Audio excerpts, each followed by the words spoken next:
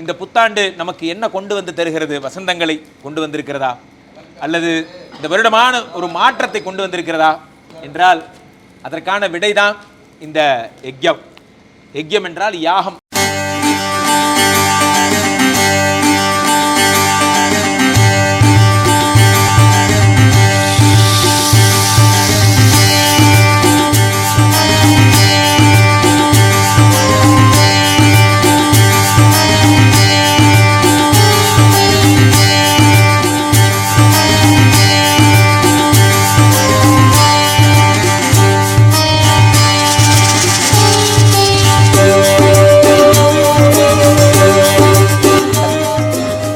வாழ்க்கையில் 7 யாகம் பண்ணால் இந்திர பதவிங்கிற மாதிரிலாம் சொல்லுவாங்க.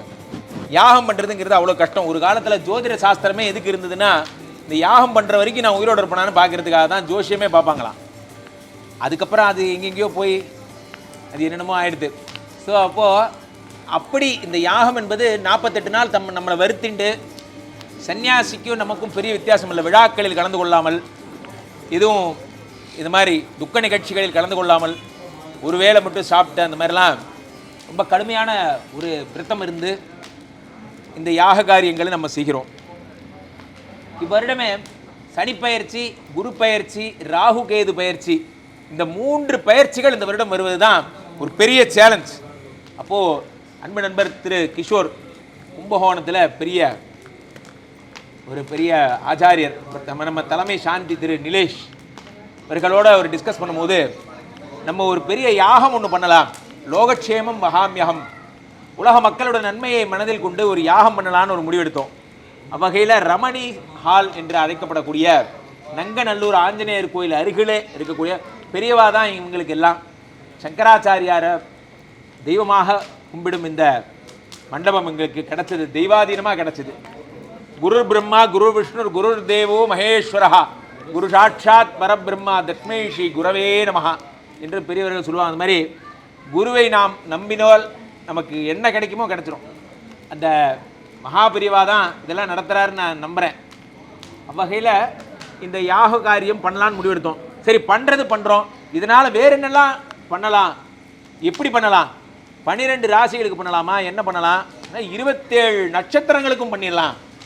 ஆனால் மிகுந்த பொருட்செலவாகுமே, 27 கலசம் வச்சு பண்ணணுமே, பரவாயில்ல, அது என்ன ஆனாலும் பரவாயில்ல, 27 நட்சத்திரங்களுக்கும் நம்ம பண்ணுறோம் அப்படின்னு இந்த 27 நட்சத்திரத்தையும் ஆவாகனம் பண்ணி அங்கே பார்த்தீங்கன்னா மலை அளவு இந்த கும்பகோணத்துலேருந்து ட்ரெயினில் எடுத்துகிட்டு வந்திருக்கா. கும்பகோணம் ட்ரெயின் சொல்லியே தான் போதும் என்னை விட்டு விடுங்கள் என்று.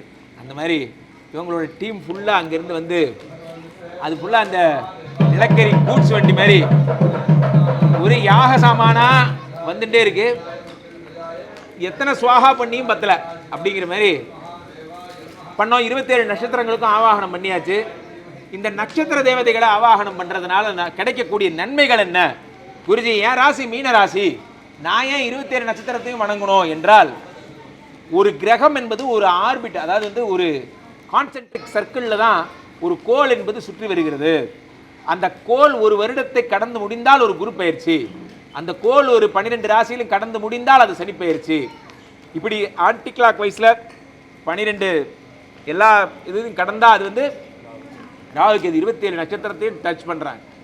ஸோ அப்போ என்ன ஆகுறதுன்னா, இந்த 27 நட்சத்திரங்களையும் வழிபடும் மூலம் ஒவ்வொரு நட்சத்திரத்துக்கு அந்த கிரகம் டிராவல் ஆகும் போதெல்லாம் வரக்கூடிய நற்பலன்கள் நமக்கு கிடைக்கிறது, அல்லது தீய பலன்கள் இருந்தால் அது குறைகிறது. எல்லாருக்கும் நல்லா தெரியும், நான் தினமும் ஜோதிடம் சொல்கிறேன்.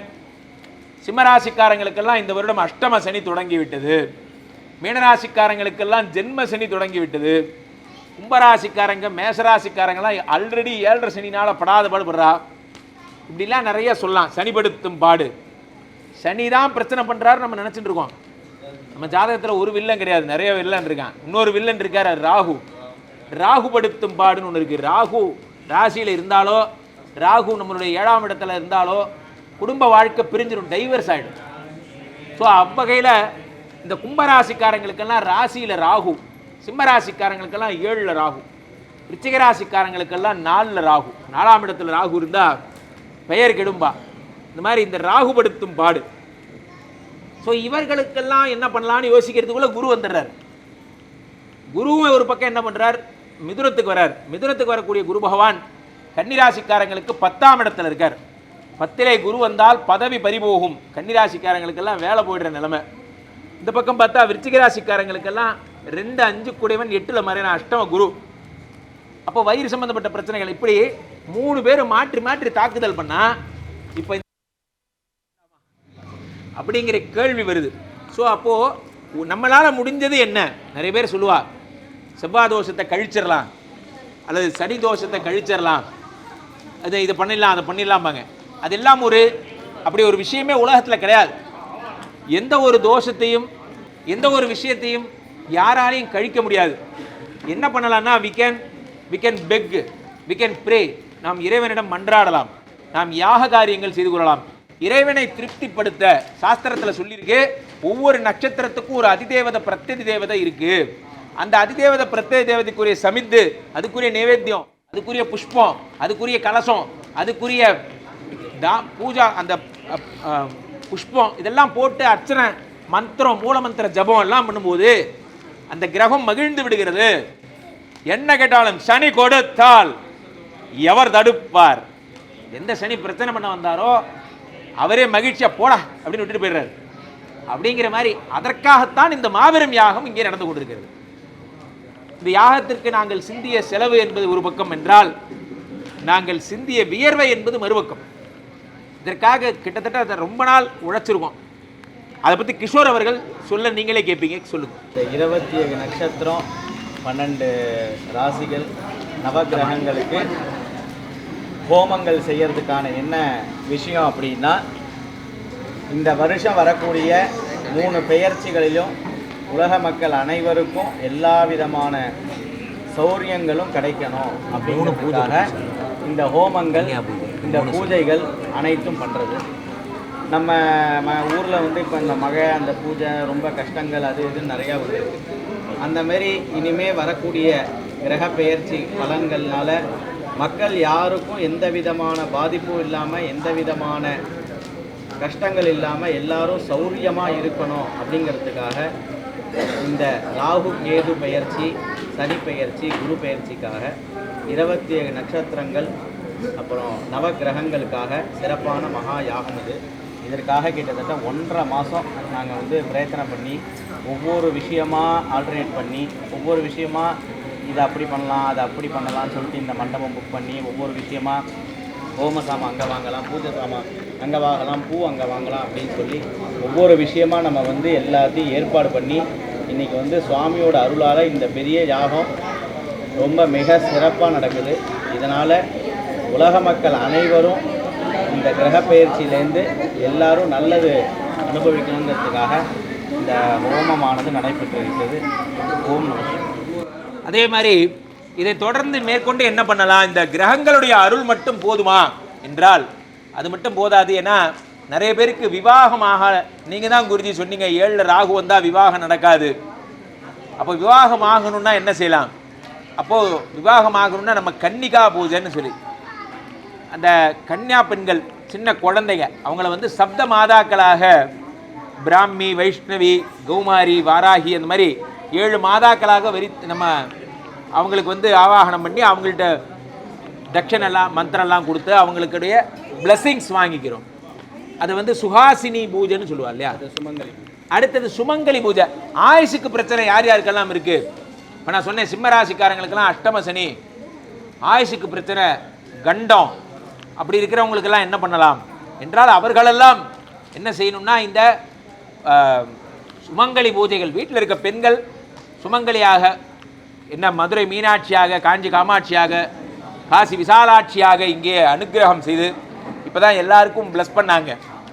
அரியனும் அதில் அருள் பெற்றேன். வகையில் அடுத்ததாக வடுக பைரவர் பூஜனை, பைரவரை நம்ம ஆவாகனம் பண்ணி பைரவருடைய அனுகிரகம். பைரவர் எதுக்காகன்னா கடன் வியாதி சொல்லும் போதே மணி அடிக்குது பதிலா, கடன் வியாதி போன்ற விஷயங்கள் எல்லாம் தீர்ந்து போயிடுதுன்னு அர்த்தம். இதை கேட்குறப்பவே உங்களுக்கு இந்த பிரச்சனைலாம் சரியாகுதுன்னா அப்போ நேரில் வந்தால் எப்படி இருக்கும், இதில் கலந்துண்டா எப்படி இருக்குங்கிறத பாருங்கள். தொடர்ந்து நம்ம பண்ணிகிட்டே இருக்க போகிறோம். இந்த புத்தாண்டு உங்கள் வாழ்வை மாற்றக்கூடிய புத்தாண்டு. காரணம் நீங்கள் இதை பார்க்குறீங்க. இந்த புத்தாண்டு உங்கள் வாழ்வை திருப்பி போடக்கூடிய விஷயமாக இருக்கும். அதில் எல்லளவும் மாற்று கருத்தில்லை.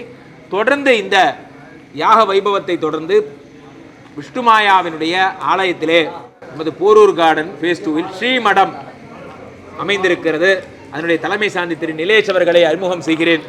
கிட்டத்தட்ட ஒரு 3000 ஹோமத்துக்கு மேலே பண்ணிட்டார்.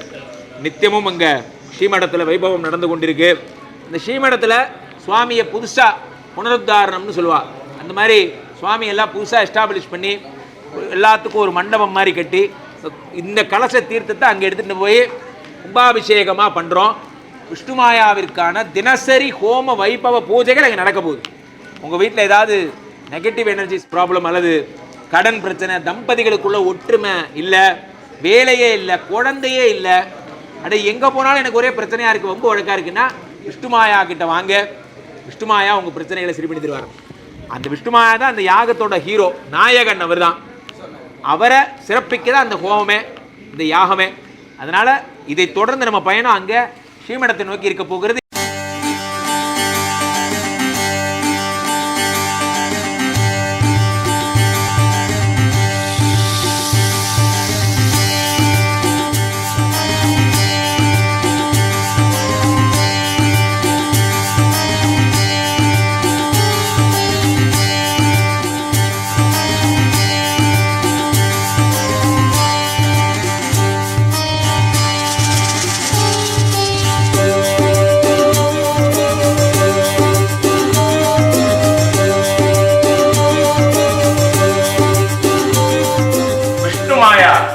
இந்த சுவாமிக்கான கோயில் கேரளாவில் நீங்க பார்த்திருப்பீங்க. அதுக்கு அடுத்தபடியா தமிழ்நாட்டில் ஸ்ரீமடம்னு சொல்லக்கூடிய இந்த இடத்துல தான் போரூர் கார்டன் ஃபேஸ் 2ல் ஸ்ரீமடத்தில் விஷ்ணுமாயா தனது பரிவார தேவதைகளான கருங்குட்டி, பத்ரகாளி, வீரலட்சுமி, விஜயலட்சுமி சமேதமா எல்லாரோட எழுந்தருளிருக்கார். கேட்பவருக்கு கேட்கும் வரத்தை சொல்லின் வார்த்தை முடியும் முன்னே தரக்கூடிய தேவதையாக இங்கே இருக்கிறார் சுவாமி. இவரை நம்பி வந்தவங்க வெறுங்கையோட வீட்டுக்கு போனதா சரித்திரமே இல்லை. இன்று நட்சத்திர நவக்கிரக மகாயாகம் நடந்ததை தொடர்ந்து அந்த கலசத்தை எல்லாம் எடுத்துட்டு வந்து இங்க அபிஷேகம் பண்ணி சுவாமிக்கு மகா கும்பாபிஷேகம் இன்று நடந்து இருக்கிறது.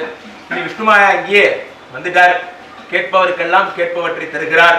இவரை பார்க்கணும்னு ஆசைப்படுறவங்க நேரடியா இங்க வாங்க, ஸ்ரீமடம்னு கேட்டு வாங்க. சுவாமியுடைய அருள் பரிபூர்ணமா இந்த இடத்துல கிடைக்குது. தினசரி யாகங்களும் வேள்விகளும் ஹோமங்களும் இங்கே நடக்கிறது. இந்த ஹோமங்கள்ல பங்கு பெற்று உங்க பிரச்சனைகள் எல்லாத்தையும், கடன் பிரச்சனையா, குழந்தை இல்லையா, வேலை இல்லையா, எந்த பிரச்சனையா இருந்தாலும் 48 நாள்ல அதுக்குரிய பரிகார ஹோமங்கள் செய்து தரப்படுகிறது. உடனடியா வாங்க, தாமதிக்காதீங்க, ஸ்ரீமடத்திற்கு விரைந்து வாருங்கள். நன்றி. இந்த நிகழ்ச்சியை பற்றிய உங்கள் கருத்துக்களை கீழிருக்கும் தொலைபேசி எண் மற்றும் மின்னஞ்சலில் தெரிவிக்கலாம்.